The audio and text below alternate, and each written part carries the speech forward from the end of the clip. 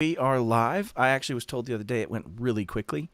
We didn't schedule anybody for this, so if people pop in, great. We'll put your comments up here, but I don't necessarily expect it. So Dom and I are also testing out for the first time a multi-stream where I'm streaming to all of my platforms and Dom's streaming to his, thankful to Restream.io. Anyways, Dom, what are we here to talk about? I like to call it the Missouri incident, a.k.a. the F12 debacle. I know, the Missouri incident. I think really what we're talking about is, can we consume data that was served to us, frankly, in a legit fashion? Like, sure, we shouldn't be getting that data, but they gave it to us. So, like, what is the problem here? The interesting thing about this is it revolves around, like, well, it was encoded, right? And I think encoding and encryption gets thrown around in a way that gets mixed up so often, and they're not. They are very much not. Encoding is a small right. obfuscation technique meant to make something easier to put on a line. Like that's encoding. Right. Yeah. Like I base 64 something in a web app if I'm going to toss it through a URL, right? And I need to be ASCII friendly, but not to protect it.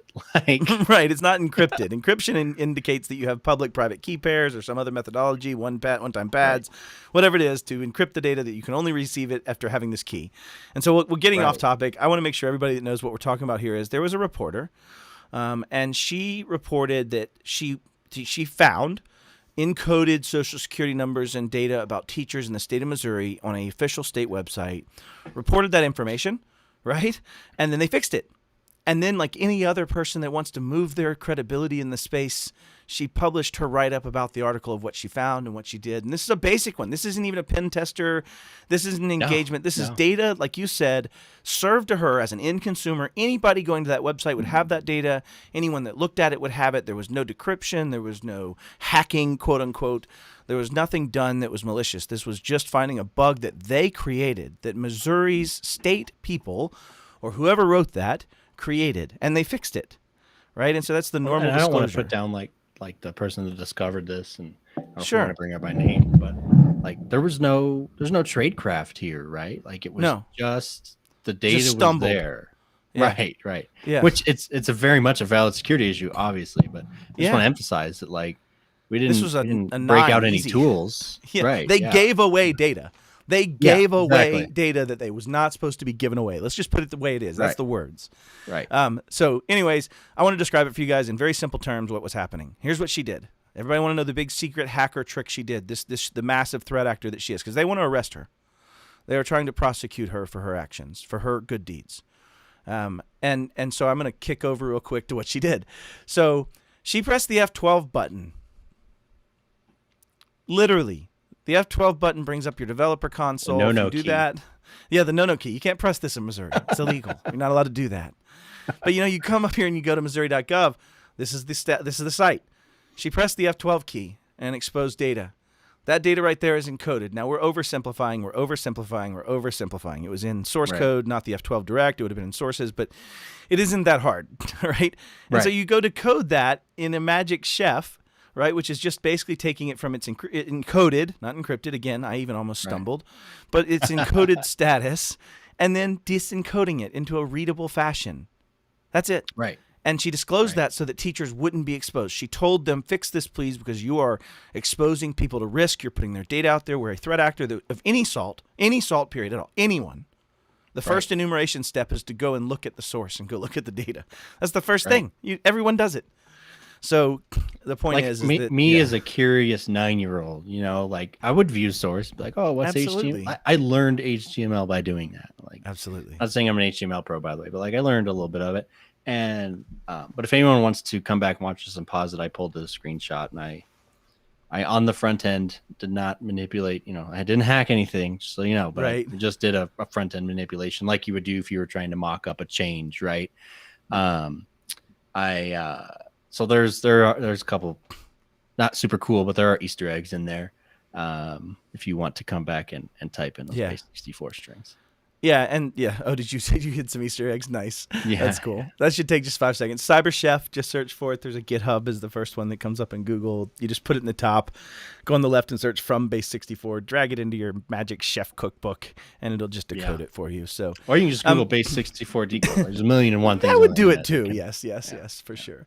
So the point is, anyways, we just wanted to bring light to this. This is a little bit, silly, but we're really talking about theoretically putting a person that only wanted to do good, that only wanted to protect the teachers of their state, that only wanted to do that, whether it's politically motivated, whether there's other history, whether there's other things in this one action under this one microscope.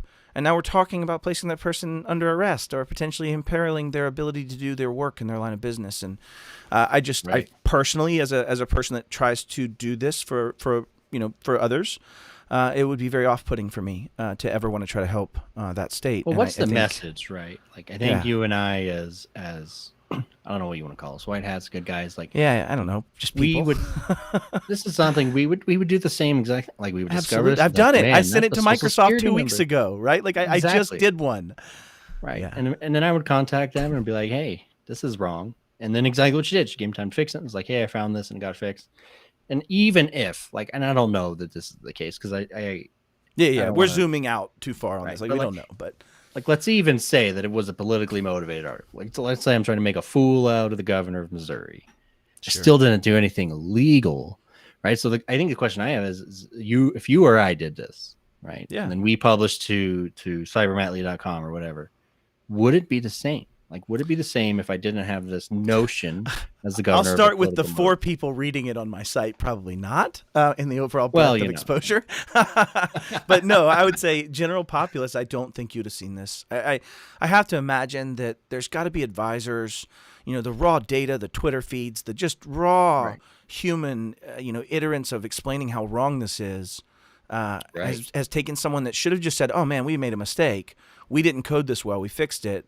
Let's work together in our private relationship with these press and say, hey, we fixed it. Great. Thank you for your help. This is amazing. You get a key to the city, right? I mean, I know it's a governor, but in the article it was like, hey, they made a mistake and got fixed, right? Like that is threat hunting. That is exactly what it is, or vulnerability hunting, right? Like vulnerability discovery, yeah, for sure. Right? You say, hey, we found this issue, and great job, Missouri. Like, you screwed up, but like you fixed it, right? And that should, and maybe there's an NDA we're not aware of, but the histrionics of this hacker discussion being thrown around by the head of an entire state without the level of understanding of technology, in my mind, is the problem here in the in the United States. That's what's wrong.